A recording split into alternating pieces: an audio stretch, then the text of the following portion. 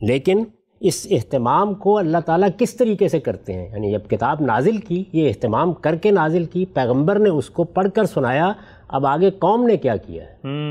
اگر قوم ضائع کر بیٹھے گی تو پھر اللہ تعالیٰ نیا پیغمبر بھیجیں گے، پھر نئی کتاب آئے گی۔ اس لیے کہ اگر یہ صورت پیدا ہو گئی کہ کتاب میں بھی کسی تغیر کا امکان باقی نہیں رہا اور پیغمبر کی ہدایت بھی تاریخ کی روشنی میں کھڑی ہوئی ہے، تو نبوت ختم ہونی چاہیے۔ سبحان اللہ، یہ اسی وجہ سے ختم ہوئی ہے۔ یعنی رسالت مآب صلی اللہ علیہ وسلم کے ذریعے سے اتمام ہدایت بھی ہو گیا، اتمام حجت بھی ہو گیا۔ سب پیغمبر یہی کرتے رہے ہیں، لیکن یہ سب تاریخ کے حوالے نہیں ہو سکا۔ اور جو کتابیں ان پر نازل ہوئیں، وہ کتابیں جب ان کی قوموں کے، ان کے ماننے والوں کے حوالے کی گئیں، تو وہ اللہ تعالیٰ کی ان کتابوں کی اس طرح حفاظت نہیں کر سکے جس طرح کے حفاظت ہونی چاہیے تھی۔ چنانچہ نبی کے بعد نبی آتے چلے گئے، کتاب کے بعد کتابیں نازل ہوتی چلی گئیں۔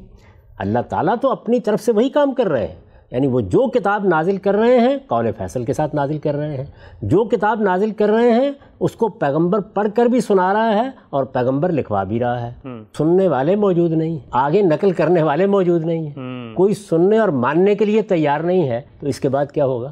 یعنی اللہ تعالیٰ کوئی خرق عادت طریقہ تو اختیار نہیں کریں گے نا، لوگوں کے حوالے کرنا ہے، تو لوگوں کا کام ہے کہ اب وہ اس کو آگے، اسی لیے تو ہم ان سب مراحل کا ذکر کر رہے ہیں۔ یعنی یہ بتا رہے ہیں کہ پہلا مرحلہ نزول کا مرحلہ تھا، دوسرا مرحلہ اس کی قرات کا مرحلہ تھا، اس کی ترتیب و تدوین کا مرحلہ تھا۔ ان سب مراحل سے گزارنے کے بعد رسالت مآب صلی اللہ علیہ وسلم نے یہ کتاب دے دی۔ اب اگلے دن اگر صحابہ کرام سب کے سب معاذ اللہ خاکم بدہن ارتداد اختیار کر لیتے، پھر اللہ نیا پیغمبر بھیجتا۔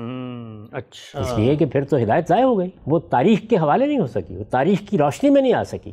تو ختم نبوت کی وجہ یہ ہے کہ اللہ تعالیٰ نے جو سلسلہ شروع کیا تھا وہ تاریخ کی روشنی میں آ گیا، یعنی ہدایت بھی اپنے اکمال کو پہنچ گئی، اعلان کیا نا اس کا، الیوم اکملت لکم دینکم واتممت علیکم نعمتی ورضیت لکم الاسلام دینا، یعنی میری ہدایت اپنے اکمال کو پہنچ گئی، اپنے اتمام کو پہنچ گئی۔ اس کو اتمام نعمت بھی کہا ہے۔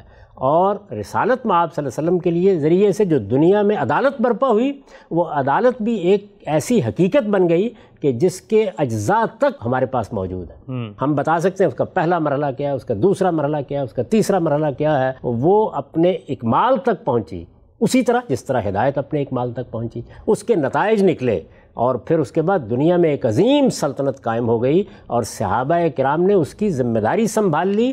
ایک بہت بڑی حکومت ہے جس کے تحت انہوں نے اس کتاب کو دنیا کو منتقل کیا ہے۔ جی، یہ اگر سب کچھ نہ ہوتا پھر ظاہر بات ہے کہ نبوت ختم نہیں ہو سکتی تھی، پھر کتابوں کے آنے کا سلسلہ ختم نہیں ہو سکتا تھا۔ تو میں عرض کر رہا ہوں کہ اللہ تعالیٰ تو یہ اہتمام اپنی طرف سے کرتے رہے ہیں، لیکن اس اہتمام کے بعد جب وہ میرے اور آپ کے سپرد کی جائے گی تو اگلا کام تو مجھے کرنا ہے، اور اگر میں نے نہیں کیا اور میں اس کتاب کو ضائع کر بیٹھا ہوں اور میں نے اس کتاب کی زبان تک کو دنیا کے ذہنوں سے محو کر دیا ہے اور وہ میں تاریخ کو منتقل نہیں کر سکا، اور وہ اگر ایک قطعی ثبوت چیز نہیں بن سکی، تو پھر اللہ تعالیٰ نیا پیغمبر بھیج دیں۔ تو نبوت کی اصل ضرورت اسی مقصد سے ہے، اتمام ہدایت کے لیے، اتمام حجت کے لیے یہ چیز تاریخ کے حوالے ہوگی، تو پھر اللہ تعالیٰ اس کے خاتمے کا اعلان کریں گے۔ چنانچہ ختم نبوت کو سمجھ لینا چاہیے کہ وہ کیوں ہوا ہے۔ اس لیے نہیں ہوا کہ دنیا کو اب اصلاح کی ضرورت نہیں رہی، پیغمبر اس لیے نہیں آتے۔